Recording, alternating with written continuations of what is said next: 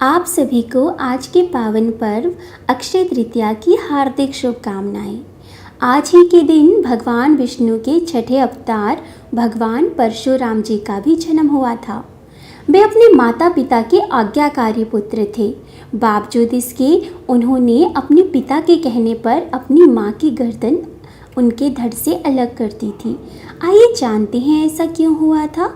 तो ब्रह्मा वैवर्त पुराण के अनुसार श्रीहरि विष्णु के 8वें अवतार भगवान परशुराम माता रेणुका और ऋषि जमदग्नि की चौथी संतान थे।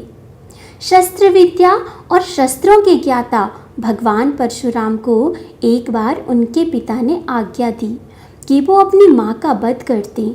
भगवान परशुराम बेहद आज्ञाकारी पुत्र थे। उन्होंने अपने पिता का आदेश पाते ही अपने परशु से अपनी माँ का सिर उनके धड़ से अलग कर दिया। अपनी आज्ञा का पालन होते देख भगवान परशुराम के पिता ऋषि जमदग्नि अपने पुत्र से बेहद प्रसन्न हुए।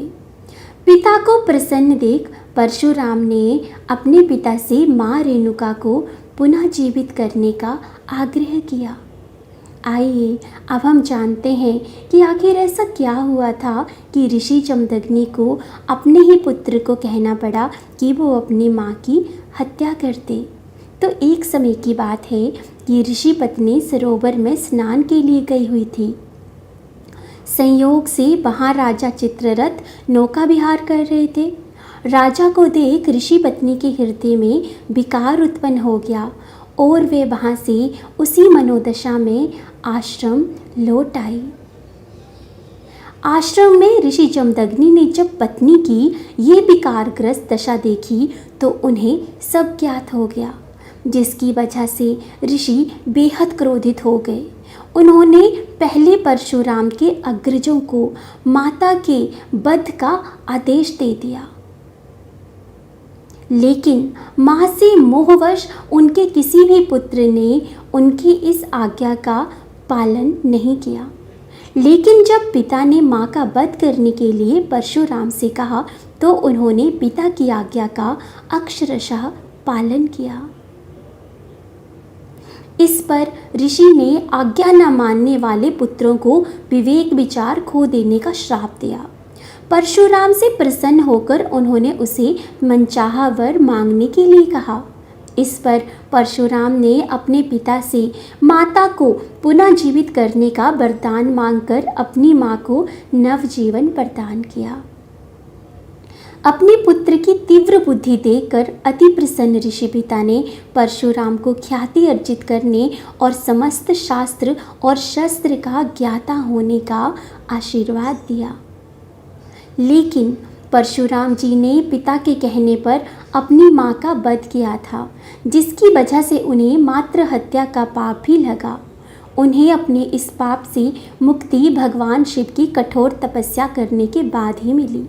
भगवान शिव ने परशुराम को मृत्युलोक के कल्याणार्थ परशु अस्त्र प्रदान किया।